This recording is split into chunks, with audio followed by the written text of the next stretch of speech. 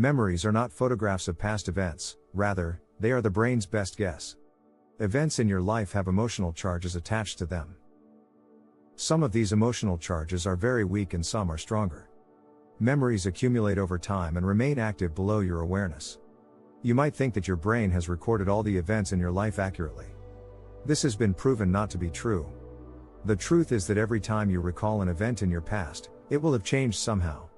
Some of the changes are subtle, and some don't reflect what happened at all. The reason for this is both cognitive and biochemical. This topic deserves deeper discussion, but let's just say that there is no truth, only perception when it comes to memory. It's not what actually happened to you, rather, it's how you perceived what happened that translates into emotion. I've learned that people will forget what you said, people will forget what you did, but people will never forget how you made them feel. Maya Angelou.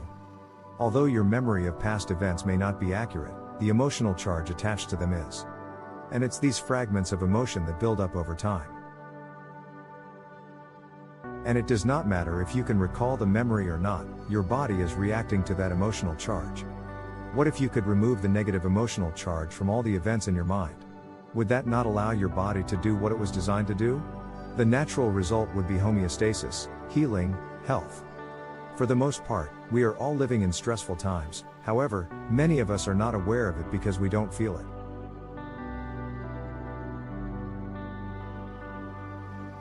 That's because the brain turns off our stress gauge and we become numb to it, but the negative effects of stress continue. There are these two young fish swimming along and they happen to meet an older fish swimming the other way, who nods at them and says, "Morning, boys. How's the water?" And the two young fish swim on for a bit, and then eventually one of them looks over at the other and goes, "What the hell is water?" Author unknown. It's not your fault that you live in a sea of stressors, but it is your responsibility to learn how to swim. Learning to swim is more than breaststroke, backstroke, etc. It also involves floating on your back, resting, as it were. It's also a good idea to get out of the water for a while and lay on the beach. This ebook is your first step onto the beach. Most folks don't even realize that they're in the stress sea, it's all normal for them. Getting sick from time to time is normal, growing old and tired is normal, struggling to make a living is normal, periodic depression, anxiety, you get the picture. Well, it may be normal, but it sure isn't healthy and it doesn't have to be that way.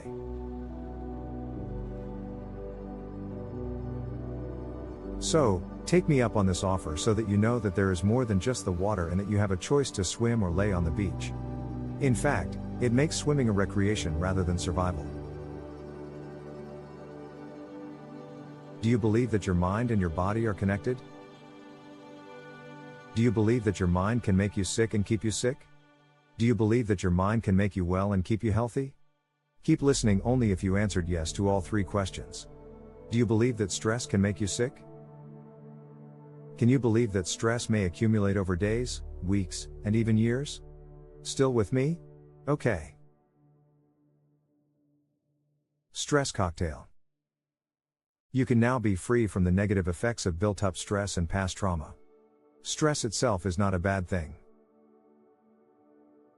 There are basically two types of stress when it comes to the human organism, distress and eustress.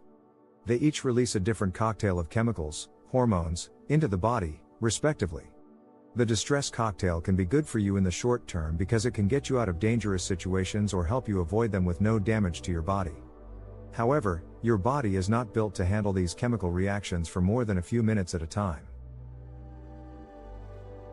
When stress becomes chronic, it is distress.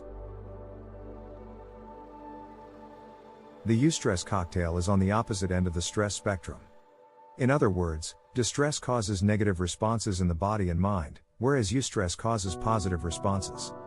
This program will focus on the entire system, spirit, the mind and the brain/body connection. Individual sessions. It is a 45-day engagement that includes recorded mental exercises.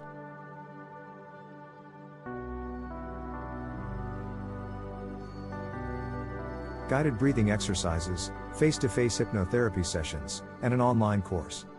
The focus will be on you as an individual and the issues you bring to the table. I believe that the body and the brain and the mind are expressions of the same entity. That entity is spirit, however you define it: God, the universe, the originating force, etc. The environment determines how they are expressed. Just as steam and ice are expressions of water. If the environment of the water is below a certain temperature, it expresses as ice. Over a certain temperature, it expresses as steam. An edict of mind/body healing is that food is medicine.